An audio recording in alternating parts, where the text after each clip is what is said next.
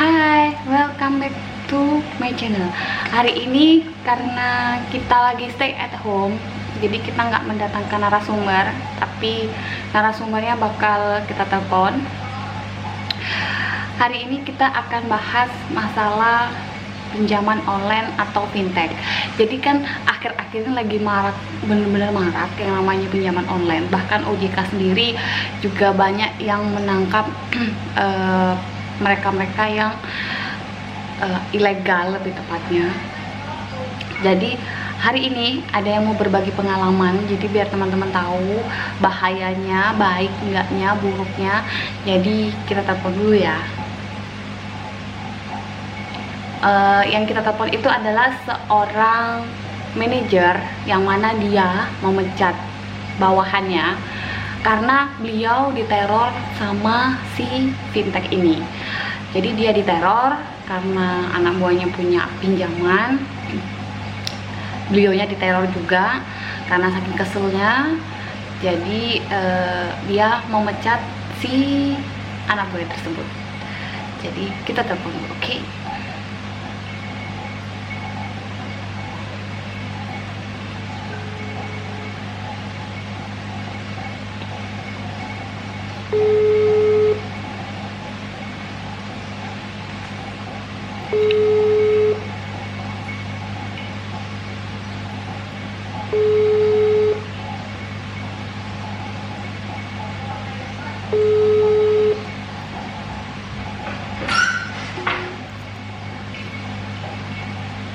Halo, siang Pak. Halo.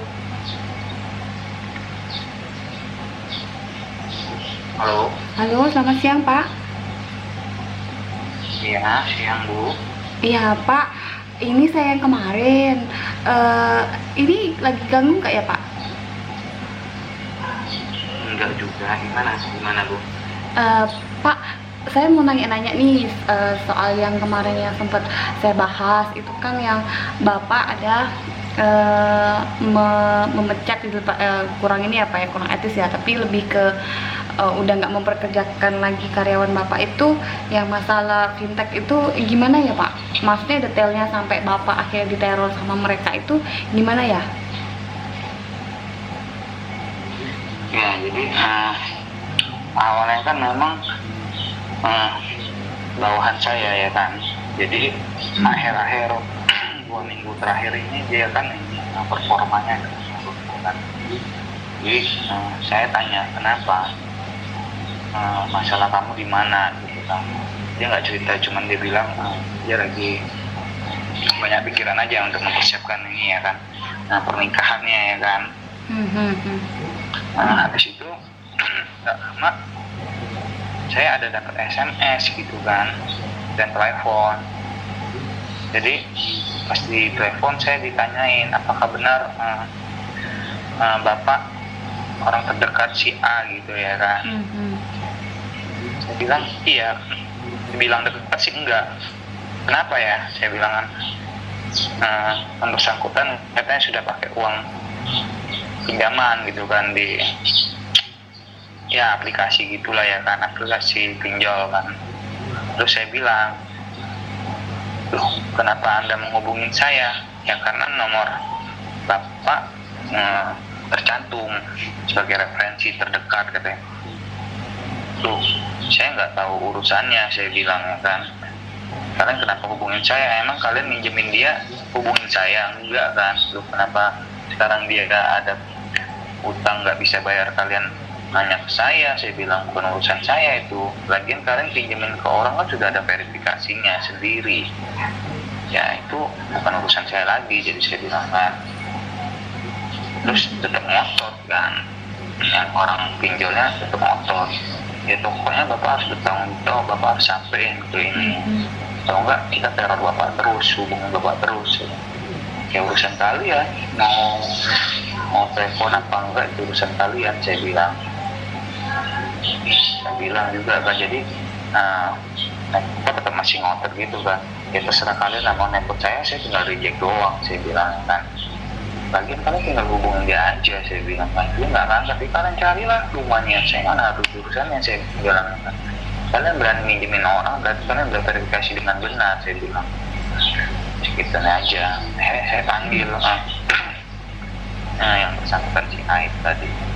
Kenapa kamu bisa pinjam? Ya awalnya ya itu tadi, dia mau nutupin tagihan koperasi dia.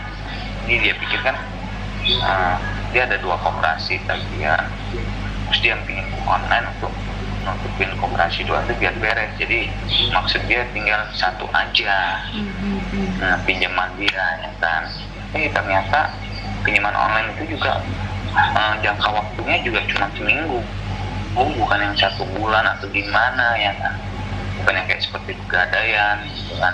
Jadi memang pinjaman online ini juga kita pinjamnya berapa, dapatnya cuma berapa gitu loh. Berapa waktu itu Pak? Gimana? Pinjaman si karyawan Bapak itu waktu itu berapa? Terus jadinya berapa gitu? Jadi dia pinjam 2 juta, terimanya cuma 1.300.000 doang gitu loh. Jadi selama seminggu tuh bunganya sampai 700? Iya, jadi terima 1.300, nanti seminggu dia harus balikin 2 juta juga. Nah terus kalau dia nggak bisa ngembaliin 2 juta dalam seminggu tuh apa konsekuensinya Pak? Ya dia akan diteror terus, dia akan dihubungin semua orang-orang yang kontak nomor yang ada di handphone dia gitu. Karena kan dia download aplikasi gitu, tapi bukan di aplikasi store gitu ya, bukan. Jadi memang dia lewat Google Chrome harus download aplikasi itu gitu loh. Sepertinya memang pinjaman online atau fintech itu ya tidak terdaftar di OJK ya, karena dia melalui Google Chrome downloadnya ya kan, bukan aplikasi store ya kan. Bukan, maksudnya dari selama 1 minggu itu kalau misalnya dia nggak bisa bayar gitu kan, maksudnya 2 juta itu nggak bisa bayar, artinya kan 7 hari anggap. Nah setelah lewat dari 7 hari, selain dia diteror, dia dapat tambahan, maksudnya tambahan untuk bunganya kah, atau makin bertambah utang dia, atau seperti apa gitu? Ya sepertinya dia bertambah, ada bunganya sih nggak gitu detail menanyakan hal itu kan, tapi bunga itu akan tetap berjalan terus, akan berlipat makanya. Jadi karena dia pusing dikejar orang terus, diteror, otomatis dia coba untuk pinjam online lagi di aplikasi yang lain untuk menutup utang dia yang 2 juta itu ya kan. Jadi ya dia pinjam 2 juta lagi, otomatis kan dia udah rugi 700 ya kan. Dia minjem lagi di aplikasi online lain, oke mungkin dia terimanya cuma 1.500, oke dia rugi 600 lagi kan. Jadi karena dia gali lubang tutup lubang, ya banyak banget pinjaman online yang dia pakai gitu loh. Terus apa yang mendasari Bapak akhirnya mengkat dia untuk nggak bekerja lagi? Ya karena semua kontak teman kerja dia menghubungi dia kan, sampai di kantor kita pun di Jakarta dihubungin juga kan. Akhirnya saya putuskan untuk dia tidak bekerja lagi karena dia sudah pertama dia tidak menjaga nama baik dia sendiri gitu kan. Jika dia nggak menjaga nama baik dia sendiri, kemana mau menjaga nama baik keluarga dan perusahaan kan? Itu yang jadi catatan saya. Terus kalau dia nggak kerja, dia lebih lagi dong nggak bisa bayar utang Pak? Ya itu sih resiko dia juga ya Bu ya, karena itu udah pilihan dia kan. Ya mungkin dia bisa konsultasi lah sama calon suaminya kah, atau orang tuanya kah, karena memang itu sih yang harusnya tempat dia untuk bercerita ya kan, karena kita juga nggak bisa bantu tolong yang terlalu banyak kan. Dalam kurun waktu Bapak pertama kali Bapak ditelepon sampai terakhir Bapak mengkat dia untuk nggak bekerja lagi, tuh berapa kali Bapak diteror sama si orang dari fintech itu? Tiap hari saya ditelepon, di SMS juga. Saya nggak angkat telepon, pasti di SMS. Gitu.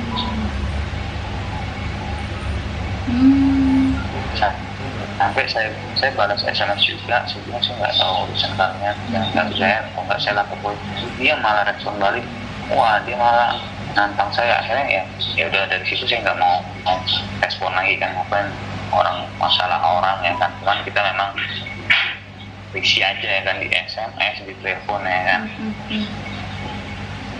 Oh, jadi menurut Bapak nih, pesan-pesan untuk teman-teman tuh apa sih perihal pinjol ini? Karena kan sebenarnya dengan adanya pinjol pun mungkin ya Pak ya, di belakang tuh ada orang yang terbantu juga gitu kan. Karena kan pinjol ini kan cepet bener kan, dia paling cuman seminggu oh ya udah cair kayak gitu. Iya cepet banget, malah 2 jam doang malahnya. Iya, jadi pesan Bapak untuk teman-teman yang lain tuh apa sih? Karena kan nggak semua negatif ya Pak ya. Mas kita kalau kita berpikir negatif memang banyak yang negatif gitu. Tapi kan di sisi lain mungkin ada orang yang lebih terbantu. Jadi apa yang bisa Bapak sampaikan gitu? Ya, yang pastinya segala sesuatu yang berhubungan uang di pinjol ataupun fintech yang lainnya ataupun di koperasi kan, saya sih sangat menyarankan ya untuk menghindarin itu ya kan. Jangan sekali-sekali untuk iseng ataupun mencoba jalan yang mudah ya kan, karena memang resikonya itu bikin orang ya depresi. Yang bersangkutan pun depresinya bukan main gitu kan, karena walaupun dia nggak aktifin handphonenya juga dan nomor juga, keluarganya diteror semua gitu loh. Jadi memang cara pinjol ini memang menyerang psikis seorang kan, diserang seorang. Jadi merasa apa kan, sering lah kita lihat berita orang tidak yang bunuh diri atau apa yang bercara pemahaman kan. Jadi memang sangat nggak baik sih. Dan juga banyak udah di berita-berita juga orang ketangkep ya kan, yang kolektornya atau apa ya kan. Itu sih ya aneh, tidak diberitain di mana-mana, orang masih aja berani untuk pinjam online ya kan. Ya itu tadi ya, karena manusia kadang berpikir terlalu sempit ya kan, jadi ambil cara yang gampang kan, mereka nggak memikirkan risiko ke depannya seperti apa ya mas. Terus kalau untuk sekarang ini kan banyak lockdown di mana-mana kan ya Pak. Maksudnya ada orang yang pengangguran lah, nggak kerja dan lain-lain gitu kan. Bahkan banyak juga di internet yang melakukan pembobolan lah atau kejahatan-kejahatan internet yang lain gitu kan.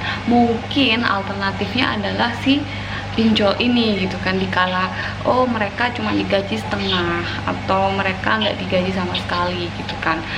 Ya pemikiran mereka oh ya saya pinjol aja gitu. Gimana sih menurut Bapak gitu? Ya, sepertinya juga kalau dengan kondisi gini sih kayaknya pinjol-pinjol juga takut ya minjemin orang ya. Takut nggak bayar ya Pak? Ada terlalu banyak orang yang gitu yang sebelum-sebelumnya aja banyak orang nggak bayar gitu kan. Tapi ya namanya pinjol, mereka sudah memperhitungkan semuanya juga sih Pak. Benar kan? Gimana? Karena kan kalau pinjol kan mereka sudah memperhitungkan, maksudnya kemungkinan terburuk, orang-orang tidak bayar mungkin atau dan lain sebagainya gitu. Jadi kalau mereka penyedia jasa kan pasti ada, ya mereka sudah punya plan B, A, B, C, D gitu kan. Sih, cuma menurut saya sih tingkat resikonya lebih tinggi ya kan. Karena yang sebelumnya aja, belum kondisi seperti ini aja banyak orang yang nggak bayar gitu kan, apalagi dengan kondisi lockdown seperti ini kan. Dia juga mau datangin ke rumah orangnya nggak mungkin kan, sekarang aja udah dibatasin kan untuk keramaian kan. Jadi bagusnya seperti apa Pak? Maksudnya masalah keuangan kan kadang kan orang juga pusing kan. Oh mereka harus bayar kosan, mereka harus beli kebutuhan anak dan lain-lain gitu kan. Terus mereka kemana lagi gitu kalau bukan ke fintech yang tempat-tempat ya seperti itulah. Ya ini ya memang baiknya itu kita bekerja itu kita harus atur keuangan kita ya, dari gaji kita berapa harus kita sisihin untuk ditabung kan, itu sih yang benarnya ya kan. Jadi kita bisa ada dana cadangan kan dari tabungan kita kan. Itu sih kalau menurut saya sih, kalau cuma dia ada kosan atau apa, harusnya kan dia juga sudah memperhitungkan segala sesuatu. Tapi memang jika memang dia ya di PHK atau apapun ya, untuk kondisi saat ini kan kita nggak bisa menyalahkan siapa ya kan. Iya sih. Jadi si karyawan bapak itu setelah di cut untuk dia tidak bekerja lagi itu sekarang seperti apa ya Pak? Maksudnya apakah dia mau melunasinya atau seperti apa? Ada nggak dia menceritakan hal itu? Ada sih, dia sudah langsung kayaknya ganti nomor juga ya, mungkin udah pusing kali ya.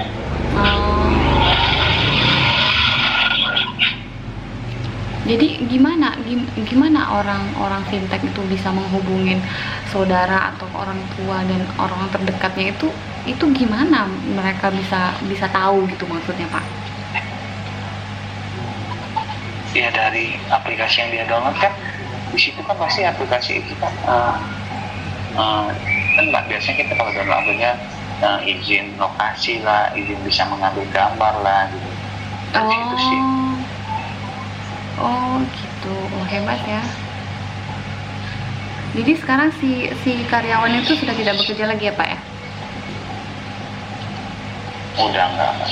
Oh, setelah itu udah nggak ada kejadian karyawan yang pinjol lagi? Nggak ada. Oh, oke deh kalau gitu aja Pak. Makasih ya Pak untuk infonya. Semoga teman-teman juga bisa belajar gitu kan. Iya. Oke. Sama-sama Bu. Ya, selamat siang Pak. Ya siang.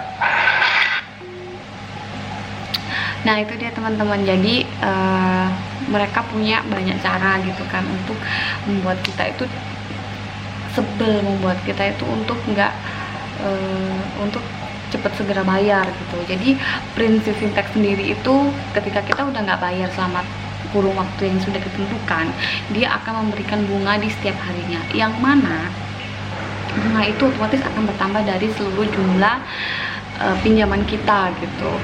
Jadi untuk saat ini berhati-hatilah jika kita mau melakukan pinjaman baik online ataupun offline. Kita harus teliti, kita harus jeli, baca semua kontraknya gitu kan.